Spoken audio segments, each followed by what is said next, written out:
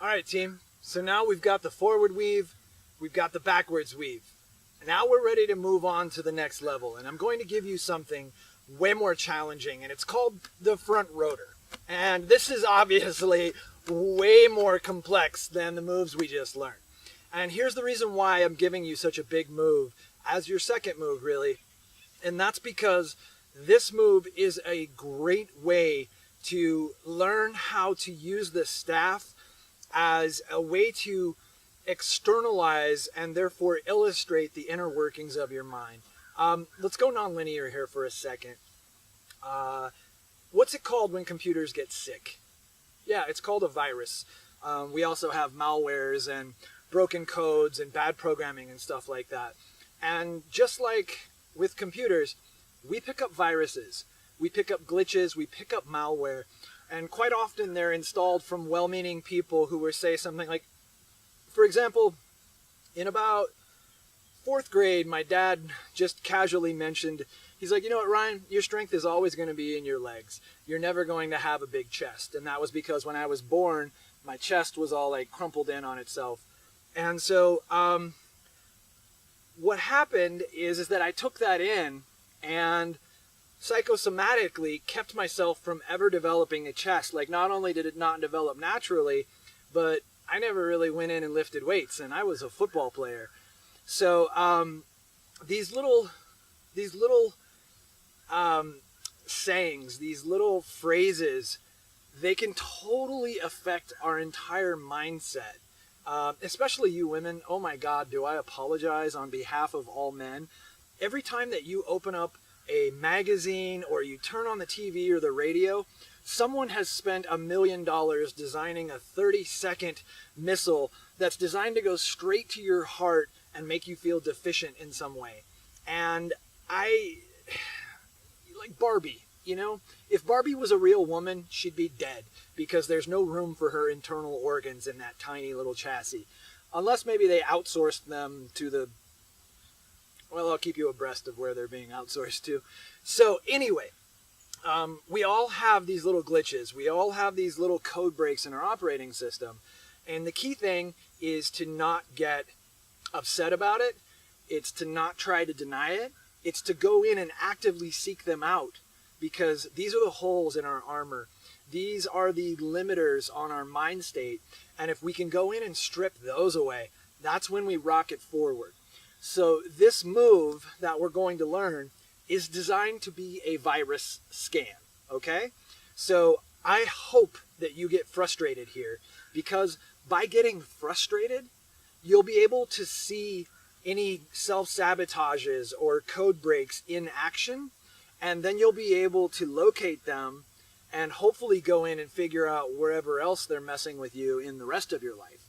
So this is the point of the program, that speaking to you guys as the team, this is the one that I'm most concerned about, because if we can get this right, this is going to rocket the human race forward. Because right now, one of our biggest problems is that we have a stigma around mental health disorders.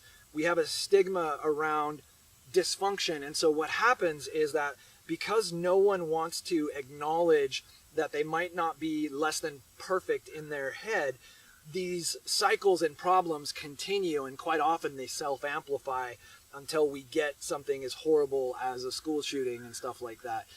Yeah, I'm going to go that deep. We're Jedis here. We can handle it. And it's a real thing. And I think we're the people that's going to come up with the antidote to that kind of insanity.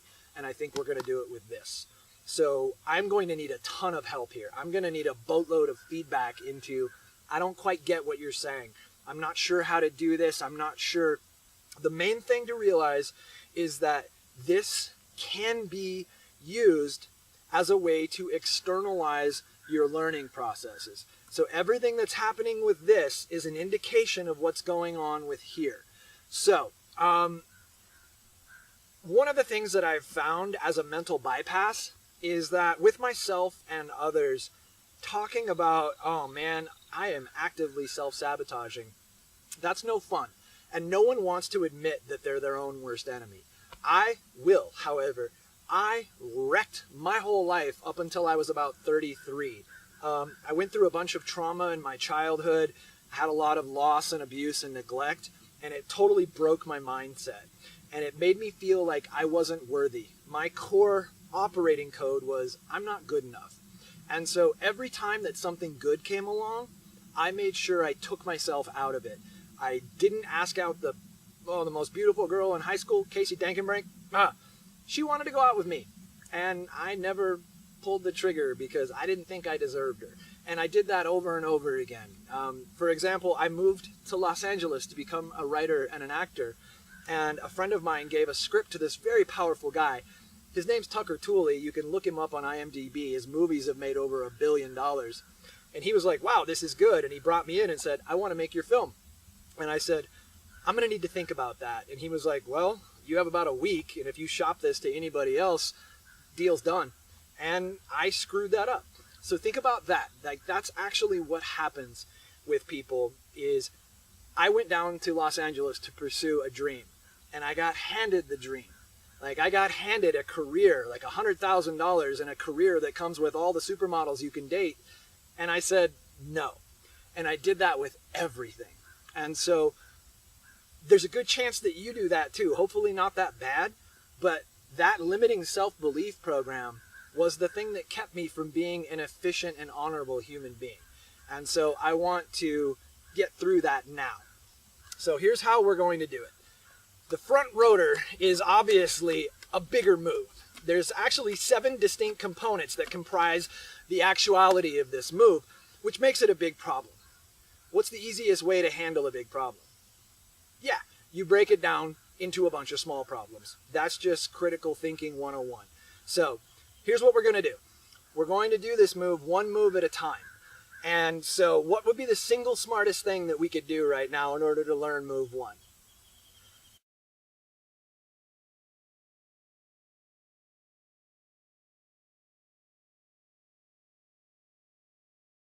Yes, get rid of the bonky variable. We're going to take our left hand and come up here and our right hand here. And all we're going to do is this. Because remember, just by doing this, you're burning it into your muscle memory and you're telling your arms and your shoulders, this is what's about to happen, get good at it. And you don't have to worry about hitting yourself with the stick in the process. Okay, so just do that 4 or 5 times.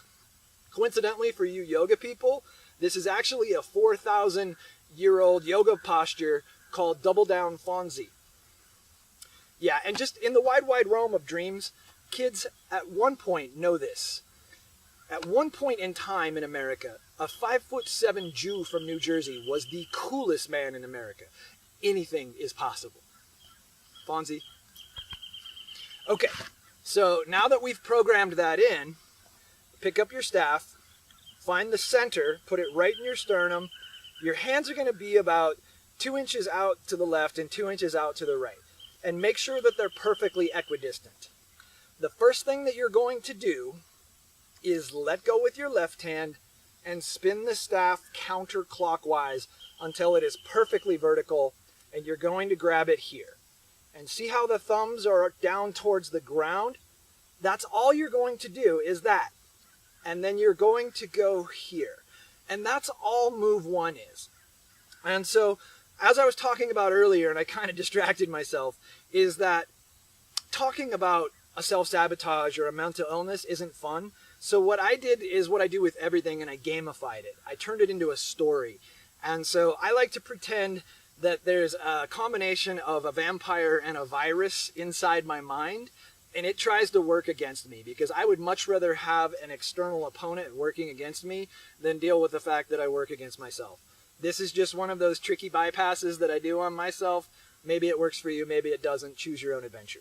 But for the purposes of this adventure, we're going to call that opponent, that adversary, the vampirus, and we're going to anthropomorphize it so that, did I pronounce that correctly on the first try? I think I did.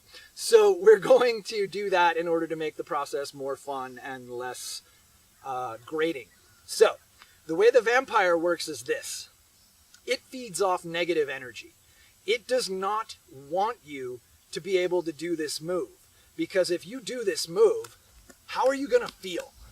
Yeah, you're going to feel strong. You're going to feel powerful. You're going to feel coordinated. You're going to feel like a master. And what does that positive energy, what does that do to a vampirus? Yeah, it pushes it away. And so the vampirus is going to try to do everything that it can do to keep you from getting this move. And so we have to be on guard the whole time and look for all the tricks that it's going to do, because it's going to try to do little things like this move can only work if you start looking at your fingernails. If your hands are this way, it won't work. It's physically not possible. And so this is where you really have to develop secondary awareness and get really, really good at monitoring your own processes, and especially accurately identifying the areas in which you're off. And so what happens over and over again in the real estate space classes is that people will be working on the move, but this hand will be here. And you can't do the move that way. And I'll come over and very gently and non-condescendingly say, hey, that's your vampire at work. And they'll go, whoa, that's weird. And then a second later, they'll do it once, and then I'll walk away, and they'll be right back here. And I'll say, hey, man, your hand's doing that thing again. And that's the thing that's messing with you in the real world. So that's the effect we're trying to recreate here, okay? And we're racing the light here. So we're going to go here to there. And that's move 1. The way the vampire is going to do, it's going to try to get you to go on to move 2, because it knows that if you don't have move 1 and you try to do move 2, it's like building a house foundation. If you put the first floor in place really sloppily and then build the second floor on top of it, what happens is that floor number 2 crashes down and all you have is a big pile of number 2.